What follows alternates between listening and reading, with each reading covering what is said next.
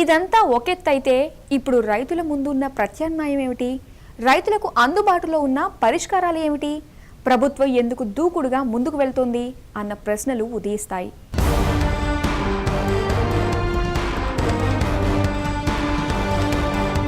ఒకవైపు రైతులకు దారులు మూసుకొని పోతున్న తరుణంలో కొందరు రైతులు ధైర్యం చేసి హైకోర్టును ఆశ్రయించారు. జరుగుతున్న వ్యవహారాన్ని కోర్టు ముందుంచారు. దీంతో న్యాయస్థానం జోక్యం చేసుకుంది. ఏకపక్షంగా ప్రభుత్వం చేస్తున్న పనులకు బ్రేకులు వేసింది. అంగీకార పత్రాన్ని బలవంతంగా తీసుకున్నారన్న వాదనల్ని రైతులు వినిపించారు. కనీసం పంటను కూడా వేసుకొనివ్వడం లేదని కోర్టుకు మొరపెట్టుకున్నారు. దీనిపై స్పందించిన కోర్టు పంటల సాగుకి అనుమతి ఇచ్చింది. అయితే ఇతరుల క్రయ విక్రయాలు చేయవద్దని సూచించింది. రైతన్నలు ఏ రైతన్నలైతే కోర్టును ఆశ్రయించినారో సుమారు 300 మంది రైతన్నలు, వారికి ఎలాంటి ఆటంకం కలిగించకూడదు, వాళ్ళ భూమిలో మీరు ప్రవేశించకూడదు, మీరు వాళ్ళకి ఏ విధమైనటువంటి వ్యవసాయ పనులకి ఆటంకం కలిగించకూడదు అని చెప్పి ఈరోజు స్పష్టమైన ఆదేశాలు జారీ చేయడం జరిగింది. ఇది నిజంగా భయంతో ఒత్తిళ్లతో ప్రభుత్వాన్ని ఏలేటువంటి ప్రభుత్వానికి చెంపపెట్టని నేను భావిస్తున్నాను.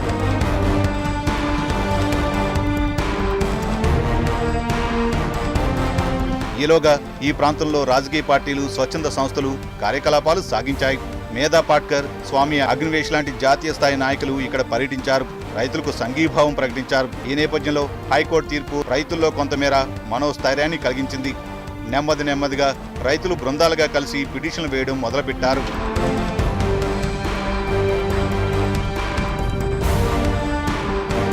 ఇప్పుడున్న పరిస్థితుల్లో కౌలు చెక్కులు తీసుకోకుండా ఉంటే మంచిదని చాలా మంది చెబుతున్నారు. భూముల్ని స్వాధీనం చేయకుండా ఆపగలిగితే తర్వాత న్యాయస్థానాల ఉత్తర్వుల మేరకు ముందుకు వెళ్లవచ్చని భావిస్తున్నారు.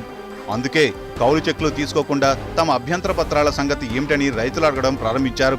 ఒకవైపు నుంచి అంగీకార పత్రాలను వేగంగా సేకరించి వాటి మీద కార్యాచరణ ప్రారంభించిన అధికార యంత్రాంగం అభ్యంతర పత్రాల మీద నెమ్మదిగా కదులుతుందన్న మాట ఉంది. అభ్యంతరకర పత్రాల వివరణ ఇచ్చేందుకు సరైన మెకానిజం కూడా ఏర్పాటు చేయలేదని స్థానికులు అంటున్నారు. కానీ మంత్రులు వచ్చి నువ్వేం చదువుతున్నావు, 500 గజం ఏమి ఇస్తున్నావు, ఎక్కడ ఇస్తున్నావు, ఎట్లా ఇస్తావు, ఎప్పుడు ఇస్తావు, ఈ 30 ఏ రోజు నువ్వు కౌలు ఇస్తావు, 10 సంవత్సరం క్లారిటీ ఏది? నువ్వు క్లారిటీ వల్ల పేపర్ సంతకాలు పెట్టుకుంటే సరిపోతుంది కదండి. క్లారిటీ ఇవ్వండి. ఇస్తే రైతుల దగ్గరకు వచ్చి మీరు క్లారిటీ ఇచ్చి వాళ్ళని మెప్పించి ఇవి తీసుకోవాలి.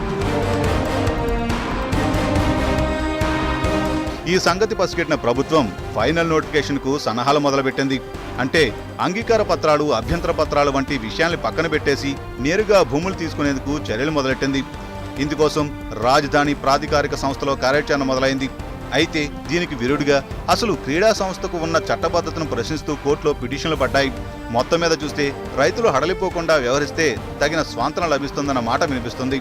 న్యాయస్థానంలో వరుసగా వందల సంఖ్యలో పడుతున్న పిటిషన్లు ఇదే విషయాన్ని తెలియజేస్తున్నాయి.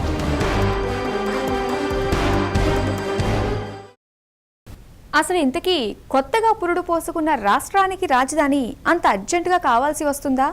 చేయాల్సిన పనులు ఏమిటి? వాటన్నిటినీ వదిలేసి ప్రభుత్వం ఇక్కడ ఎందుకు మనసు కేంద్రీకరిస్తున్నట్లు?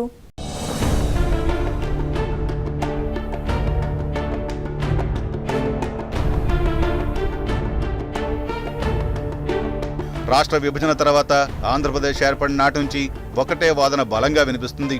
రాష్ట్రానికి రెవెన్యూ లోటు తీవ్రంగా ఉంది. ఆర్థిక పరిస్థితి ఏమాత్రం బాగాలేదు. సంక్షేమ పథకాలు కానీ, అభివృద్ధి పనులు కానీ చేపట్టాలంటే నిధులు ఏమాత్రం అందుబాటులో లేవు. ఆంధ్రప్రదేశ్ సహజంగా వ్యవసాయ రాష్ట్రం అయినప్పటికీ వ్యవసాయాన్ని పరిపుష్టం చేయాలంటే సాగునీటి ప్రాజెక్టులు పెద్ద ఎత్తున చేపట్టాలి. కానీ ఇందుకు నిధులు లేవంటున్నారు. రైతుల కోసం ప్రతిపాదించిన రుణమాఫీ అమలుకు నిధులు లేవంటున్నారు. డ్వాక్రా మహిళల కోసం ప్రతిపాదించిన రుణమాఫీకి సరిపడా డబ్బులు లేవంటున్నారు. ఒక గుంటూరు, కృష్ణా జిల్లాలో పక్కన పెడితే ఇతర జిల్లాల్లో అభివృద్ధి పనులకు ఏమాత్రం నిధులు సరిపోవంటున్నారు. మరి ఇంత బీద రాష్ట్రానికి అంత హడావిడిగా తలతలాడే రాజధాని ఎందుకు? దీనికోసం ఇంత హైరాణ ఎందుకు? ఇవి సామాన్యుడికి వస్తున్న సందేహాలు. ఇదే విషయాన్ని రిటైర్డ్ ఐఏఎస్ అధికారి శివరామకృష్ణన్ లేవనెత్తారు. ఆయన ఎవరో కాదు, ఆంధ్రప్రదేశ్కు కొత్త రాజధాని విషయం మీద అప్పట్లో కేంద్ర ప్రభుత్వం నియమించిన నిపుణుల కమిటీకి సారథి. సామాజిక అంశాలపై గట్టి పట్టు ఉన్న అధికారిగా ఆయనకు పేరుంది.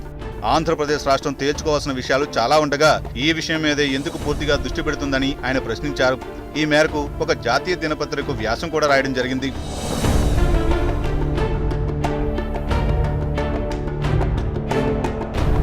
ఇదే వ్యాసంలో ఆయన మరో అంశాన్ని లేవనెత్తారు. ప్రభుత్వ తీరు చూస్తుంటే ఆర్థిక రాజధాని కూడా అదే ప్రాంతానికి వచ్చే అవకాశం ఉందని ఆయన అభిప్రాయపడ్డారు. గతంలో కూడా అభివృద్ధి మొత్తం హైదరాబాద్లోనే పోగుపడిన విషయం అందరికీ గుర్తుండే ఉంటుంది. మరి అటువంటప్పుడు అభివృద్ధి పూర్తిగా కృష్ణా గుంటూరు జిల్లాల మధ్య ప్రాంతంలోనే పోగుపడిపోతే ఇతర ప్రాంతాలతో ఆర్థిక అసమానతలు రావా? అదే జరిగితే ఆయా ప్రాంతాల నుంచి అభ్యంతరాలు కానీ ఆందోళనలు కానీ ఇంకా చెప్పాలంటే ఉద్యమాలు కానీ రావని గ్యారంటీ ఏమిటి? ఇప్పటికీ ఆంధ్రప్రదేశ్ 13 జిల్లాల్లోని ఉత్తరాంధ్ర 3 జిల్లాలు, రాయలసీమ 4 జిల్లాలు వెనుకబడిన జిల్లాలు. అవి అందరికీ తెలుసు.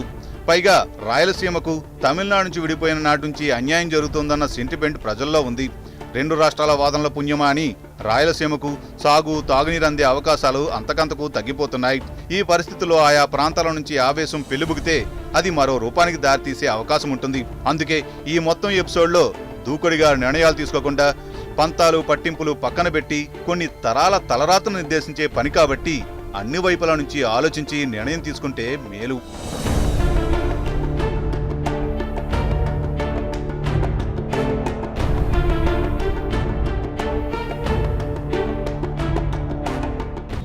ఇప్పటికే ఊళ్ళల్లో మంత్రులు తిరుగుతూ భయపెడుతున్నారు, ఇవ్వకపోతే మళ్ళీ సేకరణ చేస్తామని.